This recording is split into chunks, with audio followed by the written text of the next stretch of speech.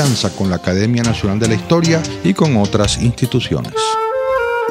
La Fundación Bancaribe para la Ciencia y la Cultura presentó los hechos, las personas, las ideas que tejieron y cambiaron nuestra historia. RCR presentó Historia Portátil. Guión: Diego Bautista Urbaneja. Locución: Linsabel Noguera y Diego Bautista Urbaneja. Una producción nacional independiente de Arlenis Olivero, certificado número 4349. RCR 750 AM, porque lo bueno une. El siguiente programa de opinión contiene elementos de lenguaje, salud, sexo y violencia que pueden ser escuchados por niños, niñas y adolescentes sin supervisión de sus madres, padres, representantes o responsables. RCR presenta Golpe a Golpe.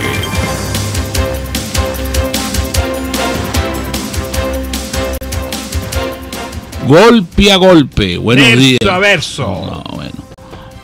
Pasaje a 1.000 bolívares a partir del lunes Está barato, 18. está barato. Dame Compra dos. dos, Móntese compra en camioneta porque después va a venir un poquito más caro. Va a venir más caro y además el que va caminando lo atracan por el camino. Así es. Bueno, y el chavismo sacó 6.517.000 votos. Y la oposición 2.759.000. Es que hubo mucha abstención. ¿Cuál es el universo total de votantes? 19 millones de O sea, electores. el chavismo Y sacó- 2 millones que el gobierno no ha querido inscribir, que uno no sabe cómo van a votar. Son 20 millones. El chavismo sacó entre el 25 y el 30% de la votación. Pero Así parece- es. Sí, ahí está tiene que hablar así. ahí está en Costa del Sol. En publicada Costa la del cosa. Sol. Sí, Costa del Sol que es una página un poco subversiva. sí, Ha perdido mucha calidad. es cierto. Pero bueno, ahí están los resultados. Están los resultados. 6.500.000. Mira, eso es el 30% del universo de los electores. Bueno, pero fíjate tú que Maduro está tan bien aquí en el país, también, que fue para Turquía a resolver el problema de Jerusalén. Un tipo que Eso quiere está decir en toda. Mira, Presidente que está... Maduro lo que no tiene es oposición. La oposición no está organizada, está dividida. La oposición no tiene mensaje. Porque Oye, aquí ayer, no hay nadie que diga viva el capitalismo. ayer abajo". me diste una idea y unos argumentos y agarré a un dirigente de la oposición y le dije, ¿cuántos dirigentes de la oposición tiene Katia? Nómbrame uno. Ese hombre se quedó tieso, Pero es callado. verdad. El día que la oposición escoja a sus dirigentes en Katia, condiciones para ser dirigente de la oposición: vivir en Katia, ser más bien negro que blanco y atender al teléfono. Y no haber estudiado en Harvard, tener No, posgrado al en revés, Massachusetts, No Manchester. estudiar en Harvard. Le Todos los que estudian en Harvard son excluidos. Le dije así y le dije, y Katia tiene 400.000 habitantes, se quedó tieso de una sola pieza. Mira, tenemos en línea A Luis Vicente León, que el presidente de la República ayer le hizo una felicitación en sentido contrario. Buenos días, Luis Vicente. Elías Sayé. Oye, estamos un poco despistados aquí. Sí, pues, estamos un poco despistados. Tenemos al nuevo alcalde del municipio de Latillo, Elías Sayé. Buenos días, alcalde, un placer saludarlo. Nos colgó, ¿qué pasó? Te oyó la voz y colgó. Sí, oye, lo felicitamos como alcalde y Te colgó. tiene miedo, te tiene miedo. No importa, Bueno. no importa, seguimos. Seguimos. Bueno, sí, vamos a conversar con Elías Sayé, que hubo una abstención importante en el municipio de Latillo, pero logró ganar la alcaldía. Entonces, La oposición gana Latillo, sea como sea. sí, ganaron el Latillo, ganaron Baruta, Chacao y Los Alias de San Antonio. Entonces, pero bueno, lograron pues ganar. No, chicos, ganaron donde gana cualquiera. Sí. Donde gana y cualquiera. es el nuevo alcalde, pues, Elías Sayé, nuevo alcalde del municipio. La de oposición Latillo. sigue en sus baluartes, sin salir de ellos. Sí. Entonces, bueno, y el presidente ayer, bueno, anunció que se iba de viaje, que va para Turquía. ¿Y cuánta gente va en la comitiva? No sé, debe ir bastante, porque tú sabes que él es un hombre que reúne. No, él tiene muchos amigos, la mujer, las amigas de la mujer. Deben ir los islámicos, deben ir la representación Montones de islámica, gente, representación montones de judía, gente, debe ir representación cristiana, representación maronita. Él lleva todo. Es una gran oportunidad. Un viaje a Turquía es prácticamente casi la vuelta al mundo. Sí. Entonces, bueno. Y en Turquía hay gran interés. Dicen que en Turquía salen titulares en los periódicos: viene Maduro, viene Maduro. La gente en la calle dice: qué suerte, nos va a visitar Maduro. Hay una emoción popular en Turquía con Nicolás Maduro. Bueno, pero hablando de las elecciones municipales y de los problemas que tienen que enfrentar, está la situación de la basura, está la situación del alumbrado público. ¿Dónde va a enfrentar eso? ¿En Turquía? No, eso estamos en Venezuela. Acabamos de aterrizar porque ya dejamos al presidente que se fue de viaje. Ahora volvimos a la realidad. La basura no hay que hablar de ella porque está en todas las esquinas. No metas la basura en el estudio. Aquí hay basura por todas partes. Bueno, tú sabes que Venezuela es una capital de primer mundo. No, chicos. Bueno, eso es lo que dicen los políticos venezolanos, los dirigentes. Capital de cuarto mundo. En el primero y el segundo se recoge la basura. Y ayer había unos trabajadores con una sábana recogiendo la basura para echarle en un camión volteo. O sea, ni siquiera en un camión de esos que uno ve por la televisión, cuando uno los que tenemos la oportunidad de tener cable. Lo que había en época de la democracia, lo que había en época de Carlos Andrés, de Caldera. Uno no te puede dar un chance, menos mal que están muertos, porque si no fueran candidatos. Uno te puede dar un chance porque le mete a uno la cuarta. Serían grandes cantidades, eran mucho mejores que esto. Bueno, un camión de eso vale 180,000, 200,000 dólares y el gobierno no tiene para traerlo, ni para repararlo. Para repararlo sí tienen. Pasa que pero eso produce algo también que yo creo que va a ser positivo, porque la gente va a tener que reciclar la botella. Sí, Elías Sayé. Buenos días, alcalde, un placer saludarlo. Buenos días, ¿cómo están ustedes? Buenos días y gracias por el espacio. Bueno, y felicitarlo, porque bueno, usted logró un triunfo allá en el Hatillo. En estos momentos tan difíciles. Yo quiero de verdad destacar el coraje, la fuerza de nuestra gente, de nuestros vecinos en el Hatillo, porque en realidad, a pesar de todas las adversidades, a pesar de la confusión, a pesar de la división, a pesar de todos los mensajes y el bombardeo abstencionista, la gente demostró una vez más que no se entrega, la gente demostró que no se rinde y nuestra gente demostró que sigue de pie. Y eso hay que destacarlo. En un país donde estamos, tan ávidos de victorias morales, tan ávidos de coraje, tan ávidos de fuerza, yo creo que es importantísimo destacar estos ejemplos.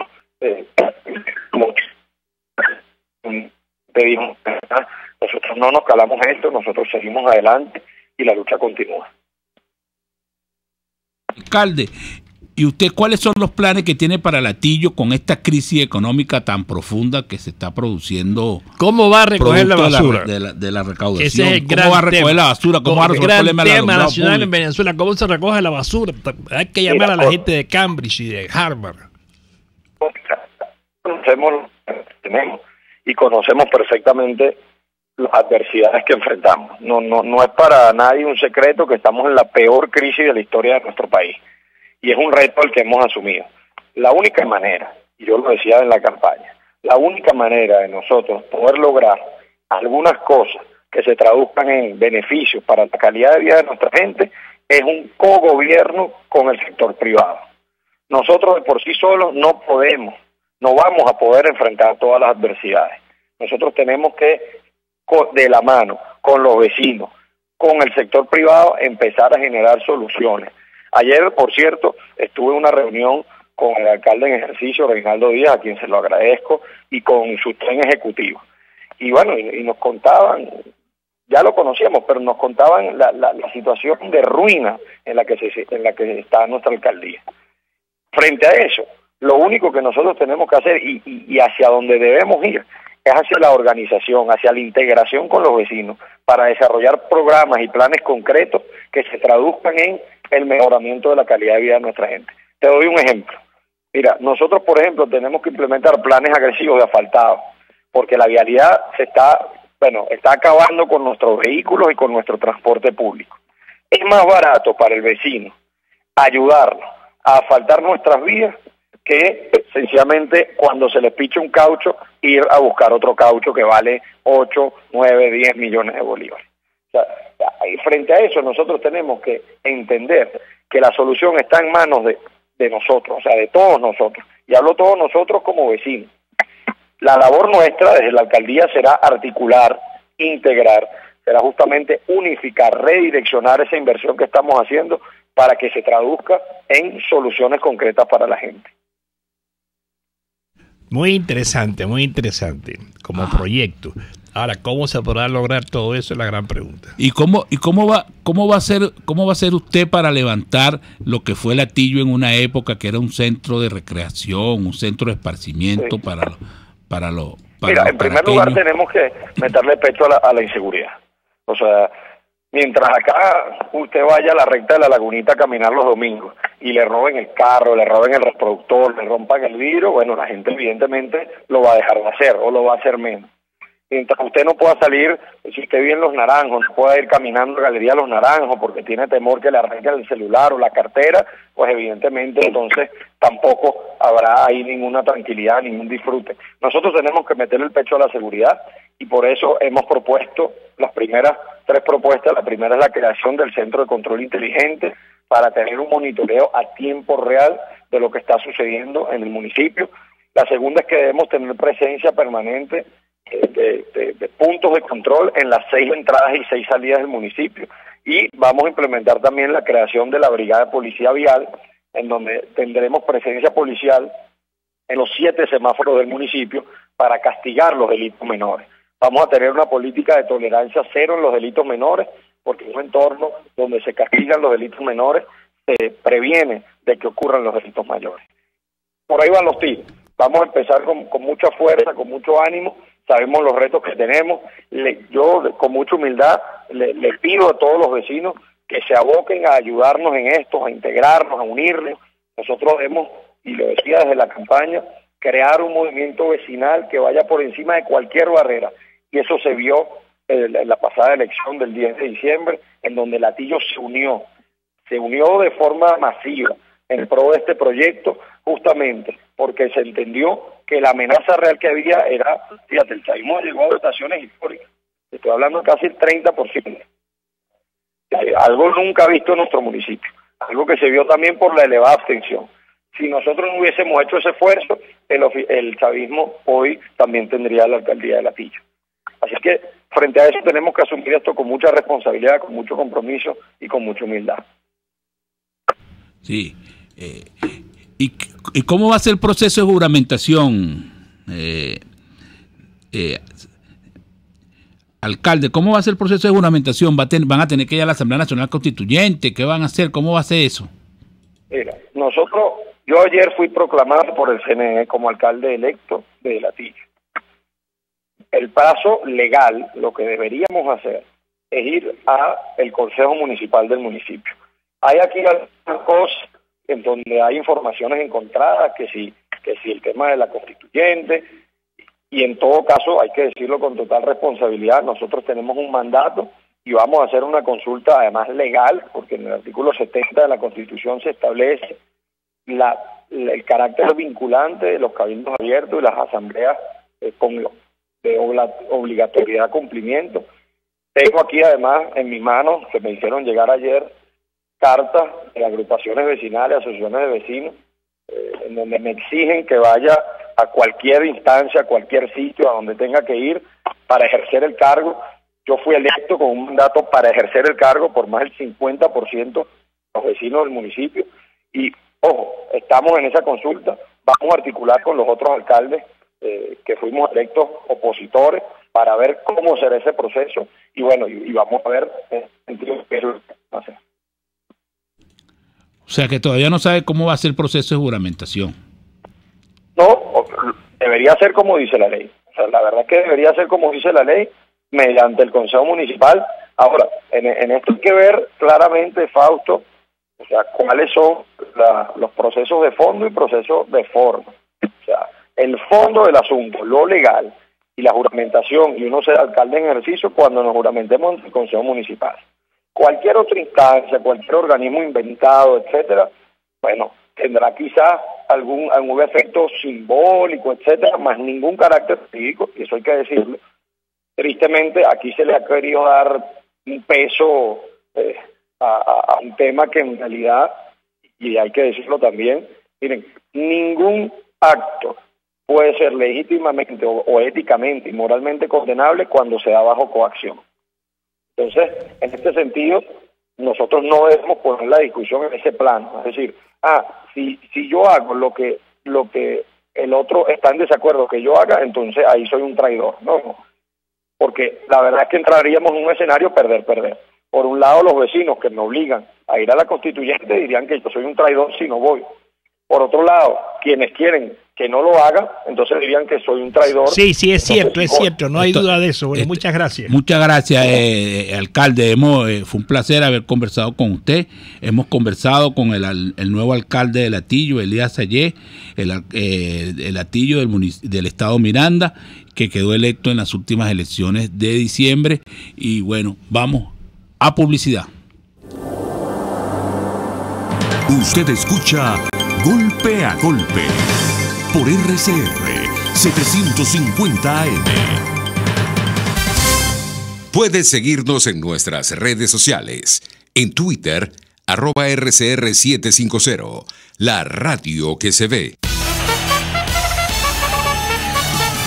Conéctese a la emoción del hippismo nacional e internacional en Trasnocho Hípico, con la llave ganadora, Jesús Oropesa y Héctor Alonso. Estadísticas, entrevistas, pronósticos. Trasnocho Hípico, todos los miércoles, jueves y viernes a las 11 de la noche. Solo por RCR Deportes, 750 AM. La emoción magallanera va viento en popa. Somos RCR Deportes, circuito oficial de los navegantes del Magallanes, campeones por siempre. Disfrute el encuentro de hoy entre Navegantes del Magallanes y Tigres de Aragua, desde el Estadio José Pérez Colmenares de Maracay, a partir de las 6:45 de la tarde. No te pierdas ninguna de nuestras transmisiones a través de nuestra red de emisoras a nivel nacional y en internet por rcr.tv y telenavegante.net. RCR Deportes, circuito oficial de los navegantes del Magallanes. 100 años, campeones por siempre. Una crónica de la actualidad. Golpe a golpe. Solo por RCR. De regreso en Golpe a Golpe y tenemos en línea a Luis Vicente León, presidente de Data Análisis. Buenos días, Luis Vicente, un placer saludarte. Buenos días. Te hablan Fran Tovar y Fausto Mazó. Encantado. Ajá, ayer el presidente te envió un mensaje que cambiaras de carrera y de profesión y de trabajo, todo junto. ¿Maduro estudió alguna vez de encuestas? ¿Qué estudió Maduro? ¿Qué sabe Maduro de la vida? Bueno, mira, yo no... La verdad es que si tú estás en mi trabajo, que es básicamente analizar el entorno y además en muchísimas oportunidades criticas tanto la acción de gobierno como las decisiones económicas o políticas de uno y otro lado, la verdad es que no puede ser sensible a que la otra parte en algún momento determinado decida criticarte a ti. Yo creo que eso forma parte incluso de un ejercicio de la democracia. Ojalá básicamente ese fuera el problema en Venezuela. O sea, si el problema fuera solamente que el presidente de la República decide en un momento determinado criticar una posición o dudar incluso de la posición de alguien, mira, estaríamos bastante mejor si ese fuera el problema. Sí, yo creo que el problema central no tiene absolutamente nada que ver ni con las encuestas, ni con los analistas, tiene que ver fundamentalmente con, en este momento, dos elementos fundamentales. Primero, un modelo, en el caso del gobierno, completamente primitivo en materia económica, que lo ha traído a donde está, y que ni siquiera podría decir, yo no comparto la tesis de algunos analistas que piensan que nosotros estamos aquí deliberadamente, que la estrategia del gobierno venezolano, una estrategia de deliberada destrucción de toda la economía, etcétera. Yo creo que eso sería más bien pensar que ese diseño estratégico, una planificación, y que el gobierno sabe perfectamente lo que está haciendo. Yo creo que no. Yo creo que pueden haber algunas cosas que se planifican, pero que la mayoría son básicamente el resultado de errores tras errores y de un absoluto desconocimiento del proceso económico. Y por otro lado, tengo también críticas muy importantes sobre la respuesta de la oposición venezolana sobre lo que está ocurriendo en Venezuela. Creo que es evidente en el resultado de las elecciones locales que, a ver, uno puede ser básicamente muy cuidadoso en el análisis opositor, sobre todo porque entiende que la oposición trabaja en condiciones completamente atípicas, que no es fácil el proceso en Venezuela, que en realidad incluso trabajar en la oposición se ha convertido en un trabajo de alto riesgo, donde puede ser perseguido, apresado, etcétera. Es decir, es un tema que está ahí y que puede explicar de manera importante mucha debilidad en la capacidad de la oposición para poder resolver el problema, pero no es menos cierto que uno no puede dejar de sorprenderse, por lo menos sorprenderse, de muchas de las acciones de la oposición en Venezuela. Más allá de ninguna manera creer que uno tiene el monopolio de la verdad, incluso dando el beneficio de la duda a quienes han planteado la abstención y la lucha como una vía, como la única vía para luchar contra el gobierno, que no es la que yo Pero, Luis Vicente, creo. Eso que tú dices es totalmente cierto. Tú has dicho muchas verdades al gobierno y muchas verdades a la oposición. Yo comentaba que ayer yo le preguntaba a un dirigente de la oposición que cuál era su dirigente más importante en Catia de la oposición, que qué dirigente tenían. Entonces se quedó callado, porque los dirigentes de la oposición no van a Catia. No, van a Chacao, van a Chacao, Altamira, de ahí a la OEA, a reunirse con el Papa, a Donald Trump, con Macri. Viajan en primera, los reciben, ahora, van a un buen hotel. Lo cierto es que lo que tú dices es válido, porque la abstención y el descontento que hay en Catia, que es una parroquia de Caracas, que votó inicialmente por Chávez, tiene 400.000 habitantes y la abstención ahí es alta. O sea, la abstención y el descontento y los votos que saca la oposición ahí gratis, porque son gratis, porque la oposición no hace absolutamente nada en Catia, no tiene ni siquiera propaganda, tienen los partidos en Catia, por lo que tú dices, por miedo, por lo que sea, pero si no corren riesgo y si no asumen que los dirigentes políticos tienen que enfrentarse en la calle con la situación. No, dirigente político no sale de Altamira, del aire acondicionado, y ahí no sé. Si votan por él, que voten. Si no votan por él, que no voten. Él sigue en Altamira. Sí, entonces esas cosas que tú dices no le gusta a la gente, igual que el gobierno. Decirle al gobierno, mira, tú has perdido popularidad en los sectores populares, bueno, para ellos eso es, bueno, que tú le estás diciendo yo no sé qué. Digamos, yo creo que, por ejemplo, en este evento electoral en particular, me parece que el tema, digamos, fue mucho más complicado para la oposición, básicamente porque hubo una fractura brutal. Siempre hay divisiones importantes y diferentes visiones dentro de la oposición, pero en esta oportunidad nosotros vimos una división todavía más fuerte. Y la parte de la oposición que siempre piensa que no se puede ir a ningún proceso electoral, que cualquiera que vote es un colaboracionista, etcétera.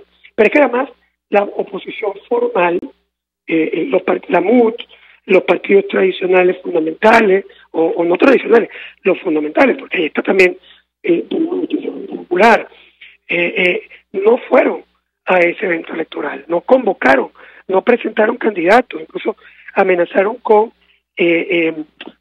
expulsar a los miembros de sus partidos que se atrevieran a correr en esa elección, porque estaban buscando un proceso de deslegitimación del evento electoral.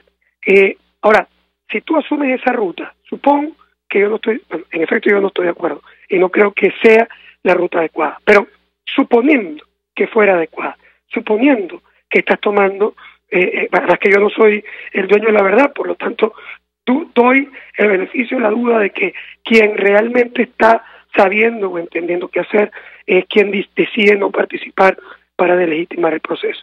Bueno, ok, lo hiciste, pero una vez que lo hiciste, lo convertiste en un símbolo. Le dijiste a la gente que no votar era una forma de legitimación de ese gobierno. Le dijiste que su participación precisamente era esa. Yo no los oí nunca.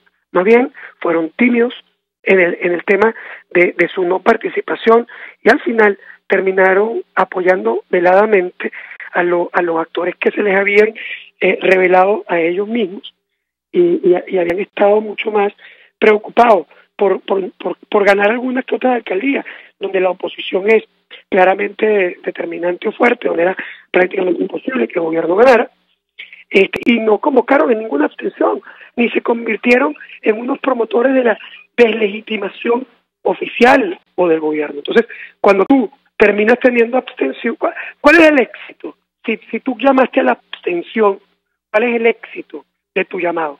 Bueno, que se abstengan y obviamente si se abstienen, tú vas a perder todo, porque tú no estás perdiendo teóricamente, tú simplemente estás irreconociendo un evento electoral. Pero no, resulta que tú eso no lo dijiste, que tú no llamaste a nadie a rebelarse absteniéndose y simplemente lo que empezaste a ver era una medición de cuántas alcaldías había ganado y había perdido la oposición, una oposición que no estaba ahí, la estructurada, la institucional, que no había ido, que no había lanzado candidatos. Entonces, ¿cómo es posible que tú estuvieras esperando el éxito de alguien que no se lanza? Es decir, porque quien se lanzó... Eso que tú dices es tan cierto, Luis Vicente León, que la oposición no participó ni antes de las elecciones, ni durante las elecciones, ni después de las elecciones. Además, ¿quién todavía es no hay declaraciones. No hay declaraciones sobre la oposición no está unida. La oposición es un concierto discordante de 1000 voces distintas. El primer mal es ese, que no hay una oposición unida, solidificada, no hay un programa. ¿Hay alguien en la oposición que diga, por ejemplo, viva el capitalismo? Bueno, sí, ahí podemos... A ver, yo estoy completamente de acuerdo contigo en la fractura, digamos, brutal que existe dentro de la oposición. Hay algunas posiciones firmes. Yo, más allá de nuevo, si está o no de acuerdo con su planteamiento, yo creo que hay, por ejemplo, el caso de la propuesta de María Corina Machado, una propuesta digamos, concreta, que ha sido coherente a lo largo del tiempo, aunque digamos, yo no comparta mucho de su planteamiento, ha estado ahí, es un planteamiento digamos, de derecha, de capitalismo, etcétera, muy firme. Como también hay algunas propuestas más socialdemócratas y que han estado sobre la mesa. Pero el tema es que tú tienes razón cuando afirmas que la oposición ha sido absolutamente fracturada. No, la fractura está ahí y obviamente se nota y hace muy difícil el trabajo de la oposición. Pero la verdad es que nunca había sido tan fuerte como en este momento. ¿Por qué? Porque al final la oposición dividida, sin embargo, tenía una vía de alianza electoral. O sea, había logrado un punto en el que siempre se pone de acuerdo, y es la regla de juego a través de la cual va a elegir sus candidatos unitarios. Es decir, ella podía tener divisiones fortísimas en términos de cómo enfrentar el gobierno o cuál es la propuesta país hacia el futuro, pero siempre derivaba en una primaria, y esa elección primaria le permitía tener una elección y un candidato, y luego todos se alineaban. Sí. Tenemos que ir a publicidad, pero cuando regresemos queremos conversar contigo sobre la victoria, entre comillas, del gobierno, porque uno no entiende que esto el gobierno lo vea como una victoria mediante esta crisis, mediante digamos, un sentimiento de rechazo a la situación que se está viviendo. Estamos conversando con Luis Vicente León, presidente de Datanálisis, y vamos a publicidad. Ni de suerte, ni de gracia, ni de pecho. Es Golpe a Golpe. Puedes seguir nuestra programación a través de rcr.tv, la radio que se ve. El siguiente espacio educativo está dirigido a niños, niñas y adolescentes. RCR presenta Todo se puede. Una producción nacional independiente de Mayra Prado. Certificado número 16923. El cambio es acción. Muévete por tu salud. No tienes excusa. Tú puedes. Primeros auxilios contra la desesperanza y el pensamiento catastrófico. En una situación difícil es muy fácil alinearse con el pensamiento de la mayoría de las personas. Cosas como esto no sirve, esto no cambia. La presión emocional sabe dejar sus huellas y los cambios se notan en nuestro nivel de energía y la forma de manejar nuestras rutinas de vida. Me dirás, ajá, ¿qué hago? A mis manos llegó un artículo de la psicóloga Mari Carmen Rivas publicado en tururú.com, quien nos preparó un botiquín de primeros auxilios contra la desesperanza y el pensamiento catastrófico. 1. No te aísles. La comunicación nos ayuda al desahogo, la distensión emocional y a compartir ideas para salir de la crisis. 2. Dedica un poco de tu tiempo al cuidado de tu cuerpo y de tu salud. Respeta en las medidas de tus posibilidades tus horas de comida y de sueño. 3. Evita el uso del lenguaje fatalista, palabras de desaliento, desesperanza, de odio, de guerra, de muerte. Estas infunden malestar, parálisis, desasosiego, angustia, desmotivación y toda suerte de emociones y sentimientos que nos restan fuerza y creatividad. 4. Combate la percepción parcial negativa, ese hábito de enfocarte siempre en lo que te falta, en lo malo.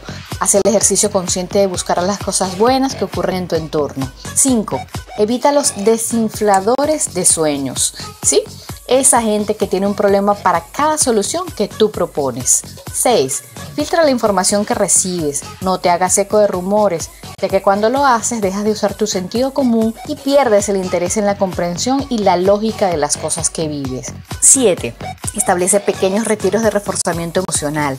Saca tiempo para momentos de ocio, de recreación, para la conexión con la espiritualidad, para el romance, la risa, el humor, el entretenimiento. 8. Haz un inventario de los talentos que tienes como recursos personales y decide cuántos puedes poner al servicio de una solución a los problemas colectivos. 9. Teme menos al futuro y pon más intención en el presente.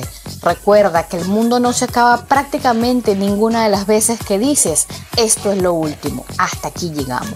Muchas personas me preguntaban, ¿cómo puedes decir que todo se puede en un momento como este? Porque creo profundamente en nuestro talento y perseverancia, que esta situación sirva para sacar lo mejor de nosotros. Seguimos la conversación en Twitter por @todosepuedenet. Sé la diferencia, todo se puede.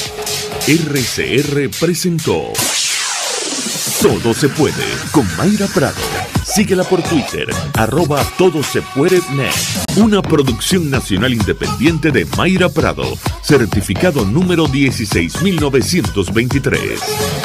Para disfrutar de un exquisito cochino asado o frito en un lugar limpio y agradable, no tienes que salir de Caracas. Ahora en Las Mercedes cuentas con Mi Cochinito Favorito, donde disfrutarás de una comida sana y sabrosa acompañada de tu bebida favorita. En la calle Nueva York, Las Mercedes, Mi Cochinito Favorito, carnoso, jugoso y sabroso.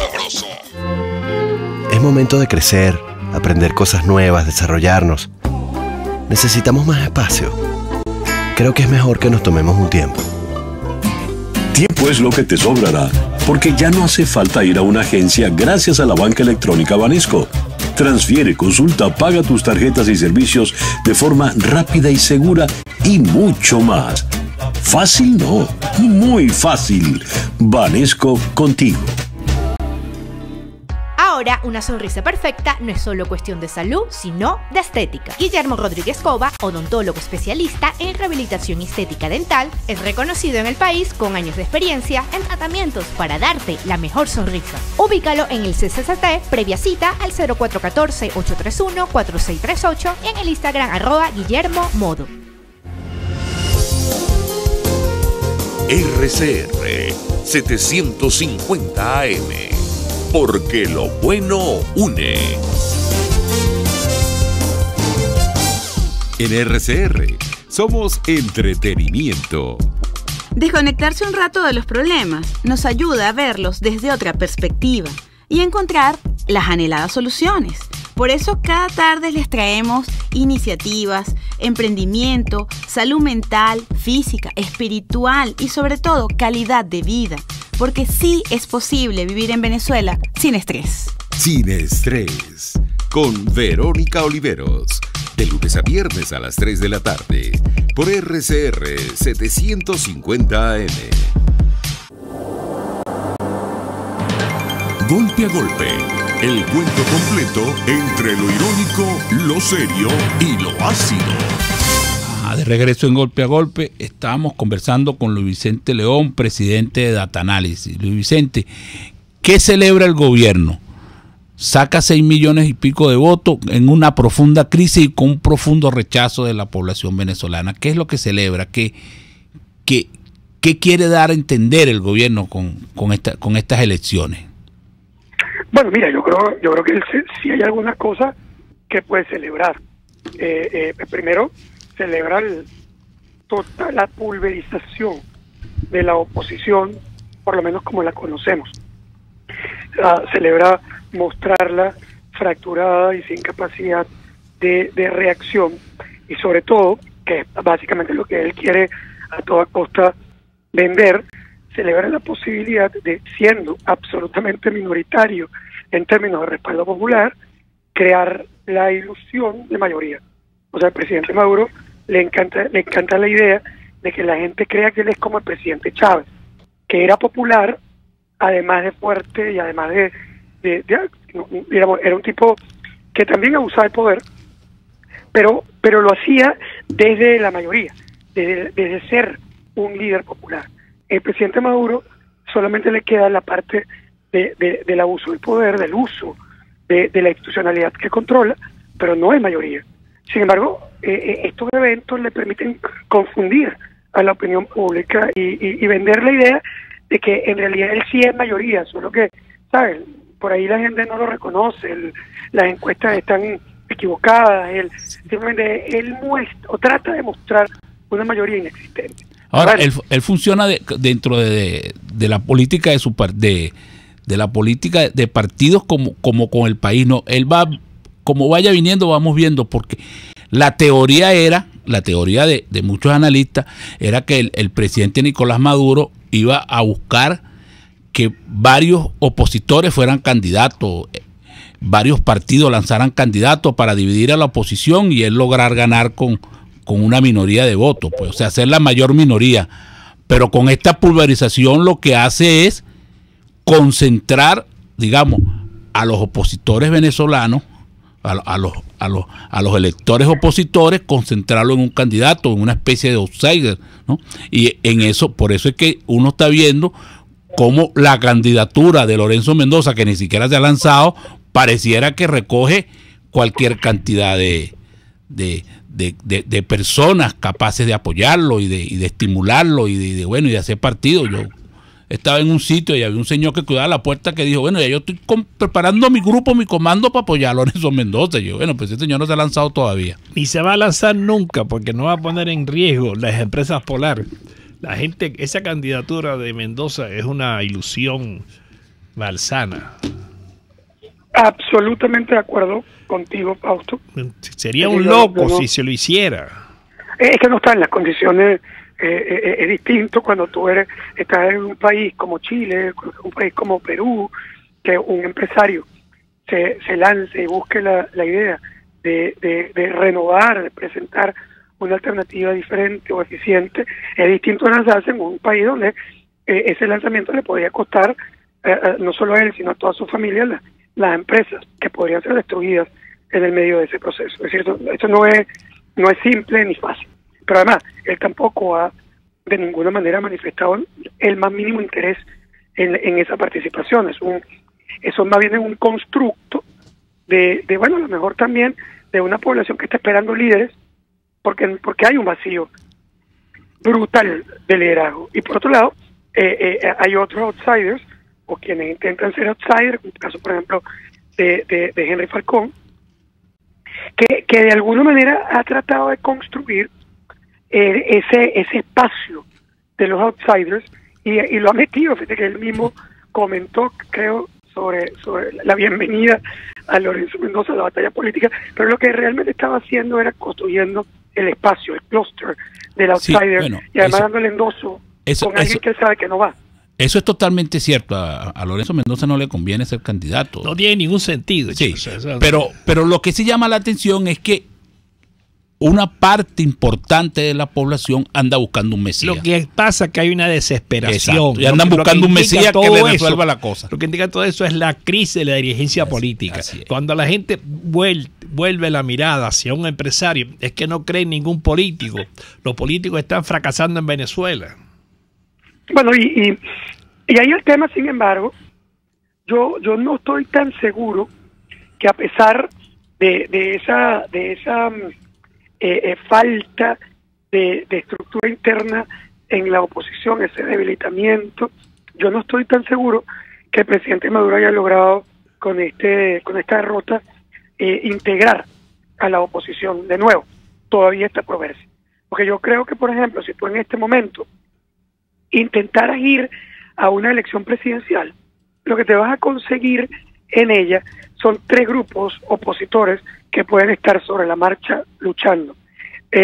La oposición tradicional, convencional, la MUS, que pueden ir a una elección primaria para tratar de obtener su candidato, que va a estar ahí en el juego.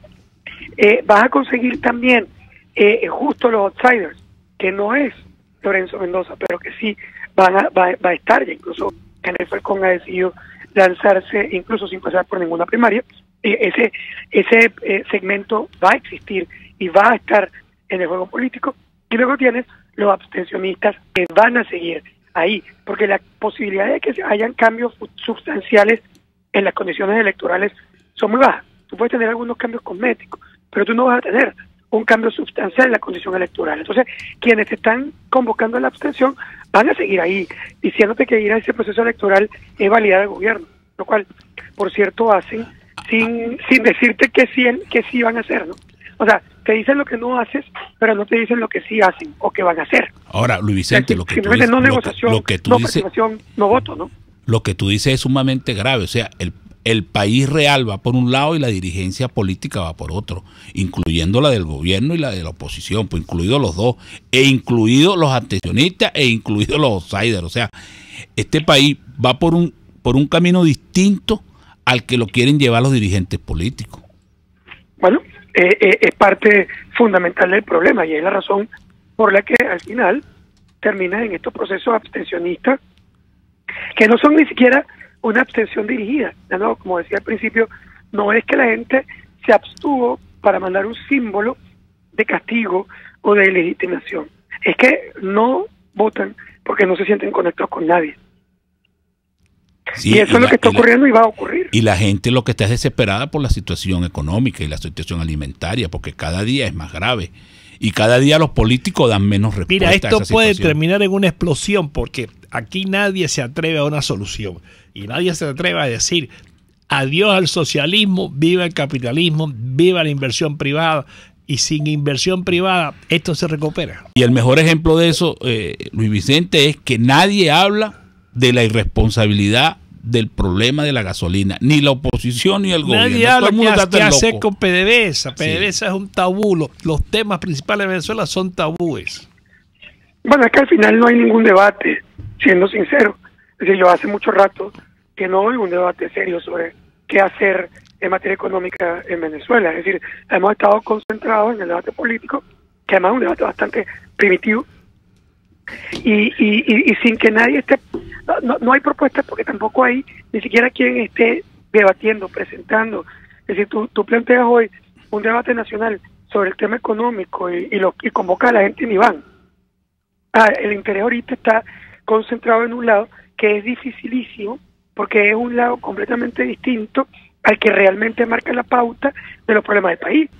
Es decir, nosotros tenemos hoy un problema económico brutal. La hiperinflación llegó, eso es un tema dramático para la gente, para el país, para el sector privado. ¿Y quién debate sobre eso? Hay una que otra discusión sobre el tema, pero no hay un debate de cómo enfrentarlo. Sí, eso es cierto. Luis Vicente, queremos que te mantengas en línea porque tenemos que ir a publicidad, pero primero vamos a ir unos comentarios de los radioescuchas. Sí, nos dice Gerardo Peña, nadie cree en Borges, no queremos diálogos oscuros ni convenios privados. Quienes hoy promocionan. ¿Quién dijo que nadie cree en Borges? Ese tipo de mensajes acaban con el país. Con los políticos. Con los políticos. Aquí hay un sector que cree en los políticos. El señor puede decir, yo no creo en Borges, perfecto, pero no puede negar que hay un sector político en este país. No, y es que cree. Pero está equivocado. No, entonces, ¿qué creen los militares? ¿En qué creen? Creen Chávez, en los militares. Nos dice, agrega este oyente, el incumplimiento de lo decidido el pasado 16 de julio fue lo que hizo que el pueblo perdiera la fe en la Asamblea Nacional. Como traidores descarados pensaron que el soberano lo seguiría ciegamente.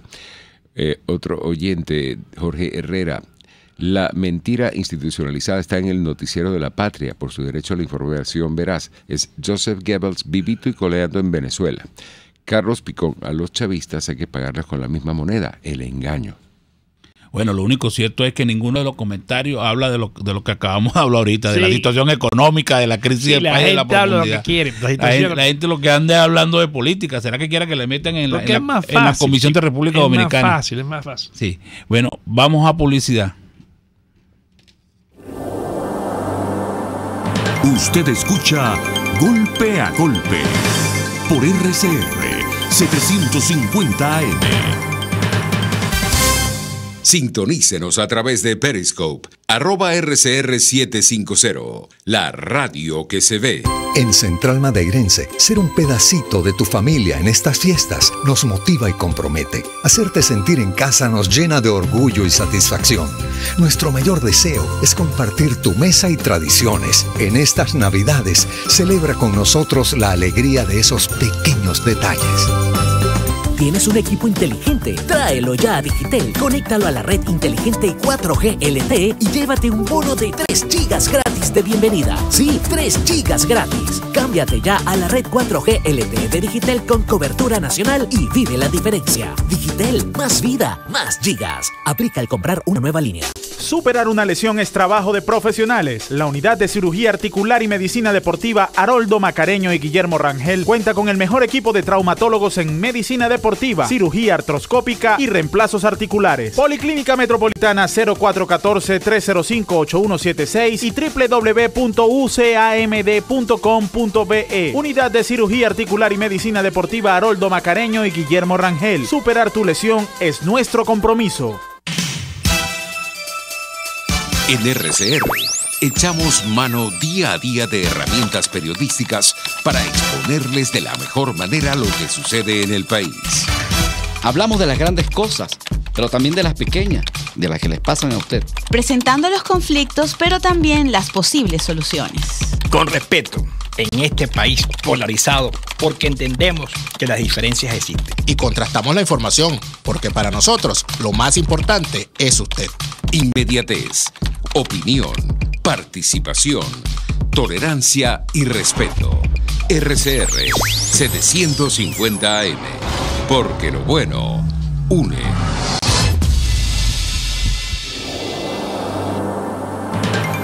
Una crónica de la actualidad. Golpe a golpe. Solo por RCR. De regreso en Golpe a Golpe, estamos conversando con Luis Vicente León, presidente de Data Analysis. Bueno, danos un resumen de lo que viene para el 2018, Luis Vicente. Algo que tú visualices. Para ver si el presidente te vuelve a nombrar. Bueno, el presidente me puede nombrar cuantas veces él quiera. Porque yo no pienso dejar de nombrarlo a él. Bueno, en todo caso, el año 2018 es un año complejo, muy difícil. Estamos en lo que podríamos llamar la peor crisis económica en la historia republicana de Venezuela. Es decir, fuera de una guerra, nosotros nunca hemos tenido indicadores económicos de esta característica. Es realmente una situación dramática y creo que quizás la marcadora va a ser la hiperinflación. Es la variable con la que vamos a convivir, una hiperinflación que destruye de manera la capacidad. Se cayó. estábamos conversando con Luis Vicente León y nos estaba hablando del proceso inflacionario del año que viene, que los economistas están pronosticando que va a estar por encima del 7.000% el año que viene. Pero es que aquí no hay futuro, chicos. Venezuela se ha puesto de espaldas a la economía. Y aquí no se puede hablar de los temas económicos, del petróleo. Tú puedes hablar de privatizar PDVSA. No, pero Fausto, para a ti que no te gusta mucho la matemática, 7.000% significa 20% diario de aumento. Bueno, mira, ha habido países que ha llegado a 1.000% diario. No, a 7.000, Argentina. 1.000% diario. Alemania de la posguerra. En la Primera Guerra Mundial llegó una inflación. Eso termina siempre en violencia, dictaduras, etcétera. ¿Quién está en línea ahí? Luis Vicente León. Bueno, Luis Vicente, estábamos conversando aquí que un proceso que la mayoría de los economistas están pronosticando, y me imagino que ustedes también, más del 7.000% para el año que viene, que es 20% diario. Sí, bueno, al final cuando tú tocas la hiperinflación, y ya la tocamos desde octubre, ya tenemos una inflación por encima del 45%, que es cuando ya se puede considerar técnicamente una hiperinflación. En noviembre superamos 50% y es probable que esto continúe sin mucho, o sea, cómo pararlo, porque al final tú necesitas un modelo de ajuste estructural, tú necesitas un modelo serio de cambio para poder parar el proceso inflacionario. Lo que dice la historia es que estos procesos no son procesos demoledores, muy fuertes y perversos en términos de la pérdida de capacidad de compra de la población y la impactación sobre el sector productivo, o sea, que son muy severos y muy duros, pero también es verdad que no son tan largos. Bueno, son largos, porque siempre pasar un año en esto, para muchas personas puede ser la diferencia entre la destrucción completa de su valor, de su patrimonio, y sostenerse y sobrevivir. Pero digamos que entre 7 meses y 11 meses es el tiempo que han durado en promedio los procesos hiperinflacionarios, los 57 procesos inflacionarios que ha vivido el mundo en la historia conocida. ¿Y por qué? No porque el proceso se autorregule, no es que simplemente ya no sigue subiendo, porque hay unos que han durado 4 años, sino porque los gobiernos se ven obligados a reaccionar. No hay forma, porque simplemente llega un momento en que es completamente inmanejable. Ya no es un tema de que si tú estás dispuesto al cambio, que si tú ideológicamente aceptas un proceso de apertura, o sea, simplemente porque si no lo haces, no hay productos en el anaquel y la gente entonces se revela. Es decir, ahí lo que ha ocurrido es que los gobiernos, incluso más radicales y de izquierda, han terminado, como el caso de Mugabe, dolarizando la economía y buscando acuerdos con el Fondo Monetario Internacional. O como Argentina, tirándose, ahí sí, un cambio completo de gobierno y de modelo. Yo creo que ya en la economía moderna es menos probable que veamos cambios de gobierno, pero es muy probable que veamos cambios en el gobierno. Es decir, lo que es difícil que este sistema perdure. O sea, este tipo de sistema, de una forma u otra, termina. Ahora, ¿tú crees que Nicolás Maduro pueda dar ese giro, pueda dar ese cambio? Se lo dan por arriba de su cabeza, chicos. Nicolás Maduro le pasan por arriba. Es que al final ya no se trata de lo que él quiere hacer, porque obviamente no va a querer. Y eso es lo que explica por qué duran 7 meses, un año. Es decir, los gobiernos no se dan cuenta hasta que simplemente colapsa la economía. Es decir, no se dan cuenta, lamentablemente no hay forma de que aprendan de la experiencia de otros o de la teoría económica. Y entonces simplemente lo que termina ocurriendo es que se enfrentan a una realidad que es que no hay producto en anaquel, que la gente simplemente no tiene o no consigue productos para subsistir, o que empiezan a cerrar las empresas. Ya tu capacidad para amenazar las empresas también se pierde. Primero porque ya tú no tienes los dólares para decirle, mira, si no haces esto, yo no te doy dólares. ¿Y qué dólares les está dando si no tienes? Y por otro lado tampoco le puedes decir, yo te sustituyo, porque no tienes los dólares para sustituirla. Entonces tú la amenazas, le haces le dices que le vas a meter preso, pero es que al final llega un momento en que nada de eso funciona para garantizar que hayan productos en anaquel. Si tú no permites los costos de reposición, O sea, que se cubren los cotos de reposición. El desastre, alguna palabra, ¿no, Tobar? Sí, totalmente desastre. Bueno, Luis Vicente, nos dejaste muy... Frente a la realidad, estamos muy Nos dejaste agradecidos. con una realidad muy cierta. Esperamos que el presidente te nombre nuevamente para saber qué piensa de ti, de lo que dijiste en este programa. Y queremos agradecer. El presidente te quiere hundir, yo creo. Sí.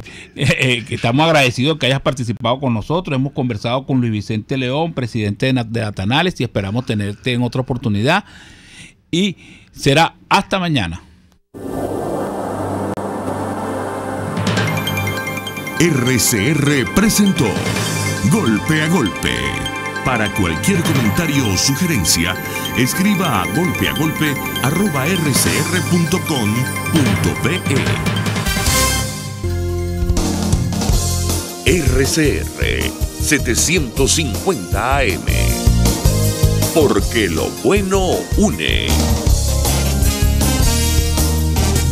El siguiente espacio educativo está dirigido a niños, niñas y adolescentes. Este programa es presentado por Galletas María Puig.